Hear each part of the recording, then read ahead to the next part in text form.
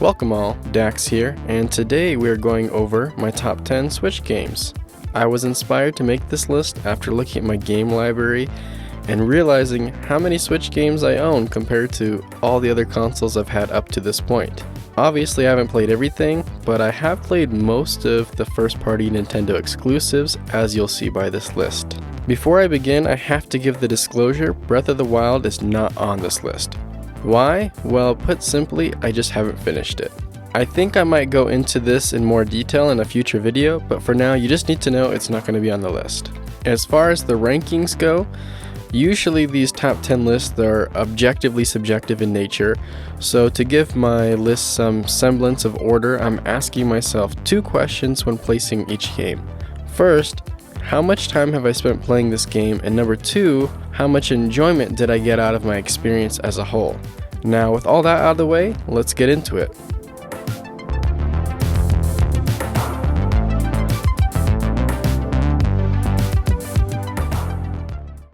To start things off, we have Pokemon Let's Go Eevee. This is the Pokemon game that reignited my interest in the franchise. It's a good back-to-basics Pokemon game. It has a charming art style, a nostalgic soundtrack, and classic Pokemon with my favorite gimmick ever, Mega Evolution. I prefer to battle then catch over throwing Pokeballs at everything, but found myself not minding the catch mechanics as much as I thought I would. This game doesn't excel in any particular area, but it really captures the core Pokemon experience, which makes sense considering it is a Gen 1 remake. There isn't much to do as far as post-game goes, but the smaller Pokedex is a more approachable task to complete, depending on how you look at it. Definitely a solid remake worth playing if you are a casual Pokemon fan like me. Oh, and I almost forgot to mention, your Pokemon follow you around, so enough said there. LA Noire grabbed my attention when it first came out all the way back in 2011, but for one reason or another I missed out on playing it. I saw it on sale for Switch and I had to finally play it. Some of the gameplay elements like driving and shooting were alright at best, but the game more than made it up to me with the engaging story that really had me trying to solve these crimes. Although the last act of the story fell flat for me, I still really enjoyed my time in the 1940s post-war American setting. Many of the animations still hold up well today, with each interview and interrogation feeling involved and important. The game hardly punishes you for making mistakes, but I really felt the need to nail every case regardless. I really felt like I was filling the shoes of Detective Cole Phelps. LA Noire isn't perfect, but I find myself too busy pretending to be a crime-solving detective to care.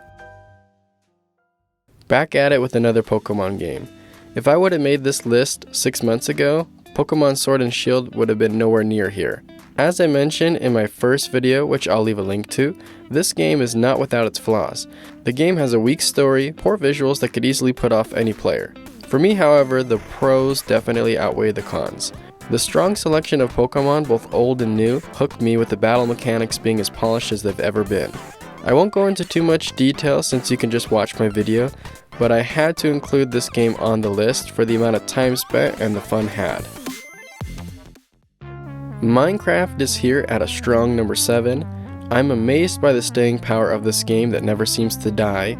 An interesting thing to think about in context to this game is a huge chunk of the players are children, and a huge chunk of those children were born after the initial release of the game. That's some mind-blowing stuff to show you how popular this game is and the staying power it's had all this time.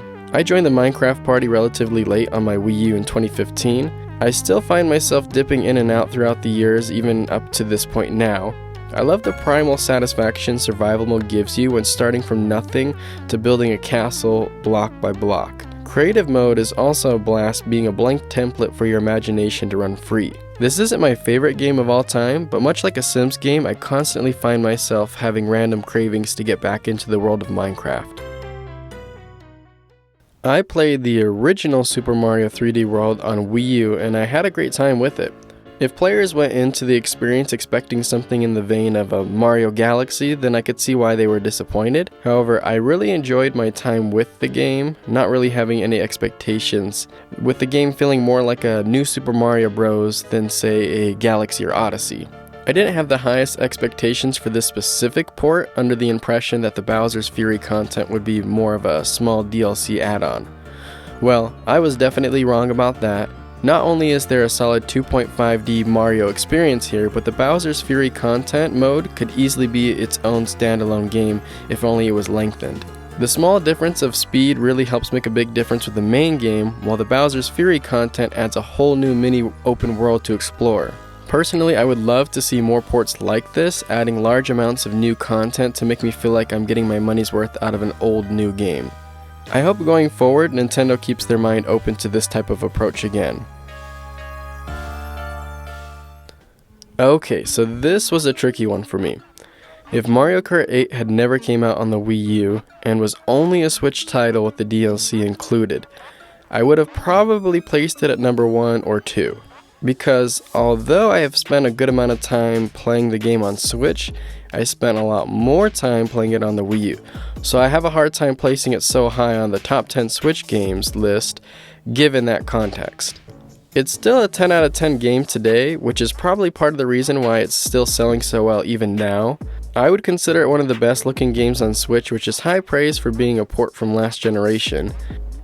I always love a good Mario Kart game, and this is probably my favorite to date, with Double Dash being a close second. As you'll continue to see with many of the games on this list, Mario Kart 8 Deluxe polishes its established fundamentals to borderline perfection, which is, in my opinion, why I'm putting it here. Super Smash Bros. Ultimate. A perfect title for the ultimate Smash Bros. Experience. Much like Mario Kart 8, this game is about as close to perfection as it gets. Just shy of my top 3, I placed Smash Bros. At number 4 simply because I haven't had enough time to sink into it. When I was younger, I could afford to spend 8 hours a day every weekend playing Melee non-stop, but haven't been able to recapture that enthusiasm since. I'm not one of those Melee purists who's claiming, oh, Melee's the best Smash Bros. Of all time, greatest ever. In fact, I'd actually say Ultimate and the Wii U version are both superior. I always have fun when I play, but I just haven't been able to recapture my previous obsession for the franchise. Still an amazing game, and I think any Switch owner should have it as part of their library. Much like many of Nintendo's first-party games, you don't have to love the genre of fighting games to fall in love with what Super Smash Bros. Ultimate brings to the table. It's funny to me that Animal Crossing ended up this high on the list because originally I bought the game on launch day as a gift for my girlfriend with no intentions on playing it myself. Having played all the previous titles before, she loved this one so much she forced me to play it. It starts very slow for my liking, and I usually hate games that make me wait real life time. However, once things were up and running, I got hooked on the feeling of progression towards a perfect island. I found myself genuinely caring about these fictional, anthropomorphic animals that kept asking me to find their lost items. I love customizing my island flag while planning the precise layout of my island's buildings and bridges. I felt like my decisions mattered. Once I had unlocked and built all the buildings, I did lose much of my sense of purpose in the game, eventually leading to my drop-off. Different players play Animal Crossing for different reasons, but for me, I was heavily driven by the next sense of accomplishment, so it became hard for me to keep going after I had nothing left to strive for. Now, before I had gotten to this point, I did have just shy of 100 hours invested into the game, so I feel like I got more than enough enjoyment and fulfillment out of my experience. Animal Crossing New Horizons is the perfect kind of game to sink 30 minutes to an hour before going to bed every night. Being the first big 3D Mario game since Galaxy 2, Super Mario Odyssey doesn't disappoint when stacking up to its predecessors. In classic Mario fashion, Odyssey captures a childlike wonder to explore every nook and cranny while complemented by excellent platforming. Odyssey paves its way forward with new ideas and concepts never before seen in a Mario game, while throwing in plenty of nods to the plumber's decorative history. As much as I love classic Mario suits like the Fire Flower and the Cape Feather, introducing the hat mechanics creates a whole new world of possibilities when working your way through each mini-world. Speaking of worlds, each one you visit feels like a real fantastical place that the developers pulled straight out of their own imagination.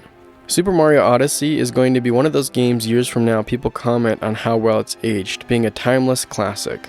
Due to the long life of the Switch, I would love to see Nintendo release a sequel before the end of the console's generation. And we have number 1. This might not be many of your number 1s, but for me, this was a no-brainer. This was the game I've easily spent the most hours playing, addicted to making new levels as if it was a part-time job. I fell in love with the first game on the Wii U and continued my obsession with the sequel on launch day. It was my most anticipated game on Switch and I wasn't disappointed. Dumping in so many hours, I got to the point where I was watching videos on YouTube to improve my technique and philosophy as a level designer. It was as if I was getting a master's degree in course design. Obviously, there are some issues here, such as the terrible online servers, the outdated level search functionality, and just a desire for more options and stuff. But when you put that in contrast to how much I've enjoyed playing this game, they're all relatively small. I was disappointed to see that Nintendo's no longer going to be doing any big updates, but I think we still have a lot here to enjoy. Mario Maker 2 is not perfect, but as a person whose earliest gaming memories were of playing Super Mario 3 and Super Mario World, this game is the ultimate tool to feed that sense of creativity and nostalgia at the same time. I will never be a Nintendo course designer, but this game really fills a need I didn't know I had. I like to create things, I like Mario, so it makes sense that I would love a thing that revolves around creating Mario stuff. But I do understand this game is not for everybody, especially if you don't check either of those two boxes.